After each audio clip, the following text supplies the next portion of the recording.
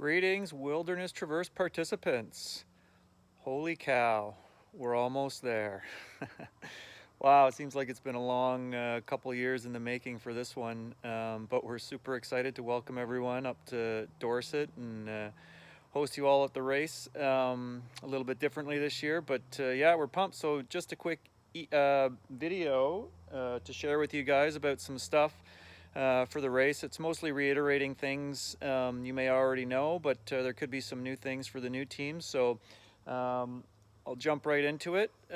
We always want to thank our event volunteers for coming out. Woo, yeah, thanks volunteers. Yeah, without them, the event simply doesn't happen. When you see them on the course, in the transition area, out and about there, please thank them for all the time they're giving to us so we can go out and play in the woods for the weekend. So thanks so much to all the volunteers. Next up, I wanted to send a special shout out to Team Outward, or sorry, not Team Outward Bound, but to Team The Breakfast Club, who's raising money for Outward Bound this year. Tracy and the team always does an incredible job. I just checked their site. They're up to almost $11,000 raised so far, which is just incredible. Yeah, if you can, go on the website, look at the team list and donate some money to the Breakfast Club. The link's right there. We'd love to see them get back up into the $15,000, $20,000 range. So if you have friends or family that want to support the event, send them there as well, please. So congrats, Breakfast Club. Keep up the great work.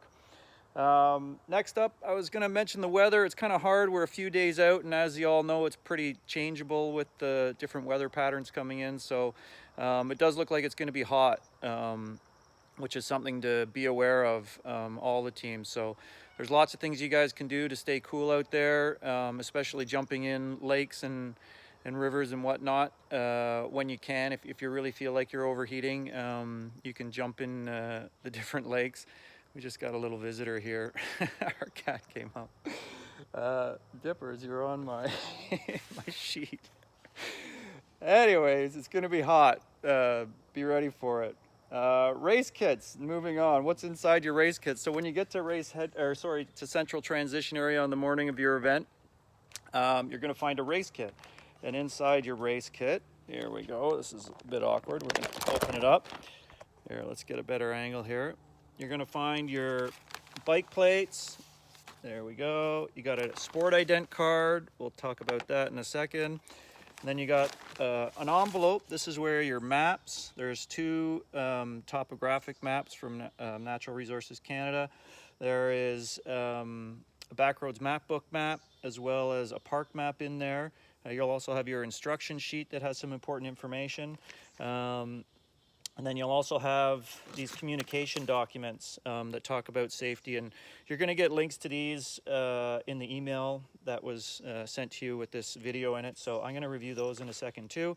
You'll also get your race bibs. And then in addition to your race bibs, just some zip ties for your bike plates to put them on your bike. So that's basically what's going to be waiting for you when you get to your designated spot in the transition area. So yeah, going back to the safety document and the communications protocol, I wanted to touch on that a little bit and talk to you guys about when you might want to call race headquarters. Obviously, if there's a serious emergency, life or limb on the line, we want you to call 911. That would be your first response.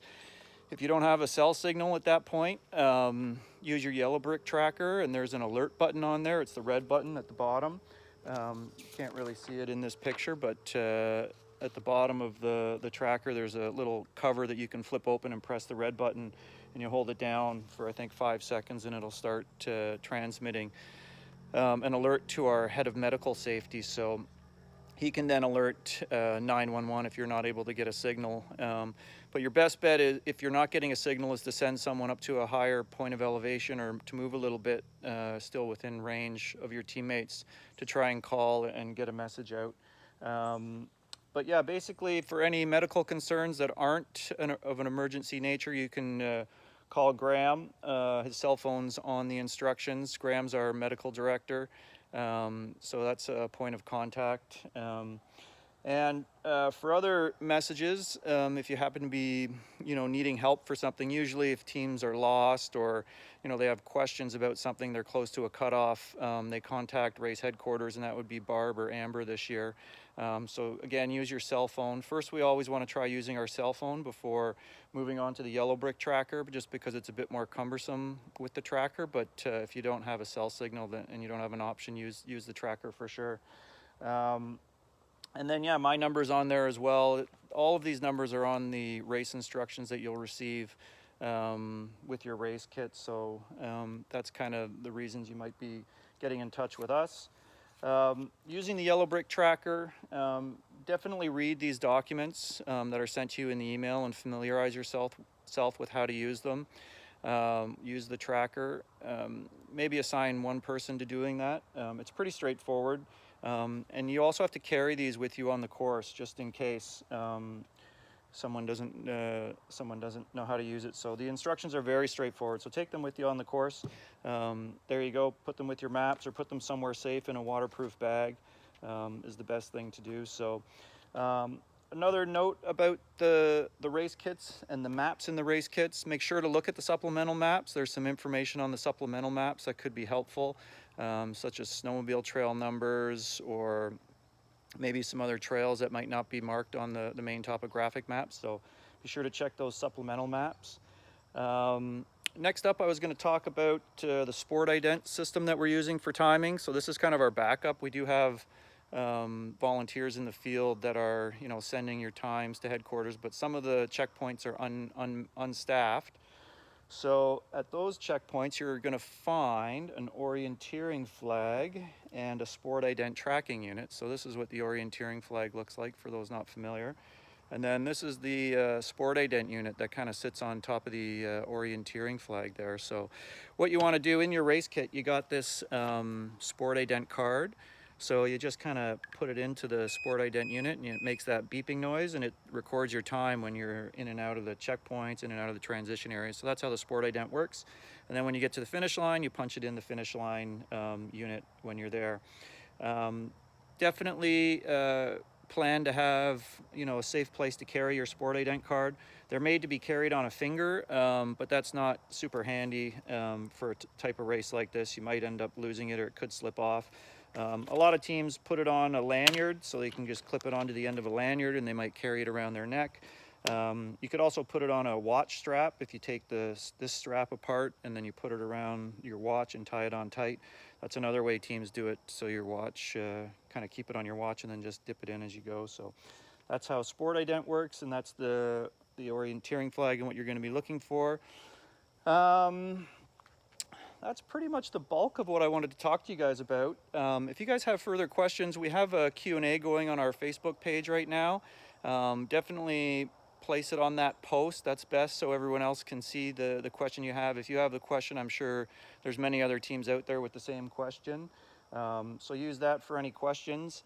And then one more thing, I figured I'd show you guys our new mementos, race mementos for the race. So if you finished the challenge course this year, you get the mug that everyone's familiar with for finishing Wilderness Traverse.